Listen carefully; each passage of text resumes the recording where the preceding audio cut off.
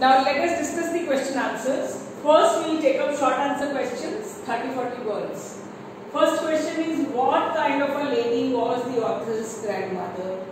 We will describe about her physical appearance. She was a very old lady with wrinkles on her face, running from everywhere to everywhere.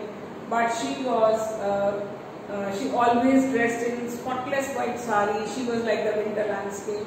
Then we will talk about her other traits, that she was a kind woman and she was a religious woman and she was a very calm and composed. All those traits in short. Then how do we know that grandmother was a religious woman? She was a religious woman because she was always reciting prayers.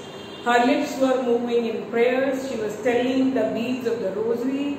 She used to visit the temple with her grandson every day. She used to read the scriptures in the temple.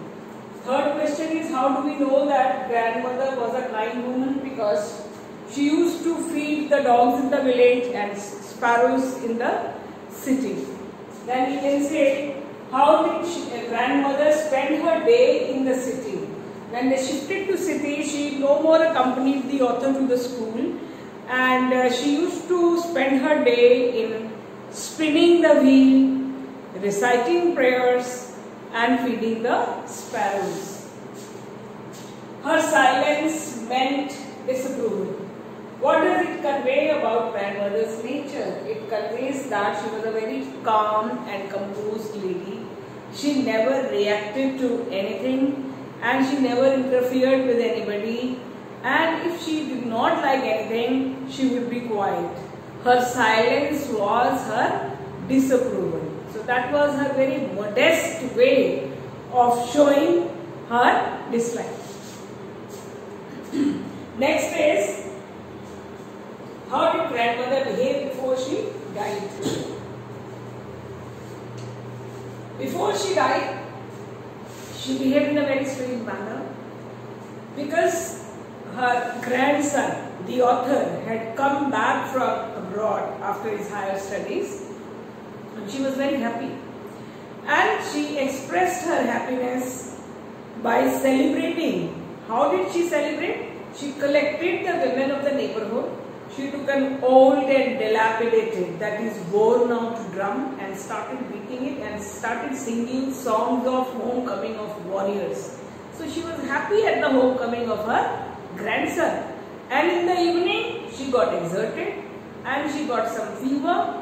And everybody said that it was a mild fever, it would go. But now the grandmother knew that it was her end. Her end was near. And she told everybody, leave me alone because I have already wasted my time. For some time I did not pray. That means how she was different this time, her behavior was different because all the time she was reciting prayers. Now she had left the prayers and was singing and celebrating the homecoming of her grandson. So she told everybody to leave her alone, and then she started reciting the prayers and telling the beads of the rosary, and then she died peacefully. Long answer questions.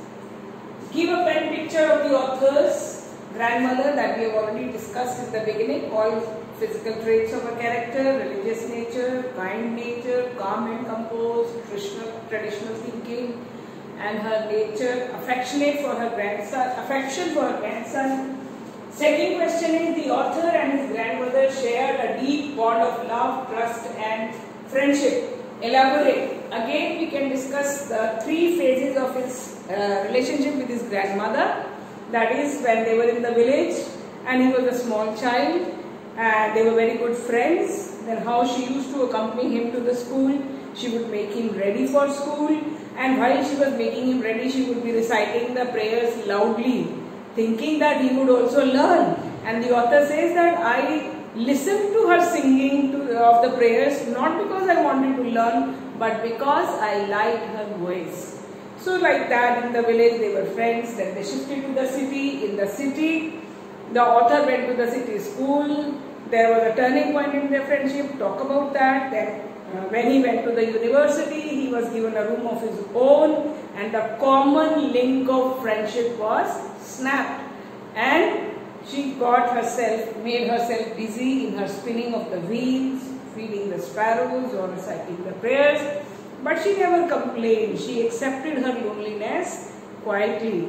So they had a very good relationship. And then when he went abroad, she did not oppose, she did not say anything, rather she was quiet and she was supporting. She knew that it was for his good, but the author felt that she would not like his going abroad because she was already so old, and at her age one could never tell. That is, she could die any time. So he was thinking that she would not like it, but she did not say anything. Rather, she supported his going. She went to the railway station to see him off. And when he came back after 5 years, she was there. So like that, this relationship of the bond of love, trust and friendship with his grandmother.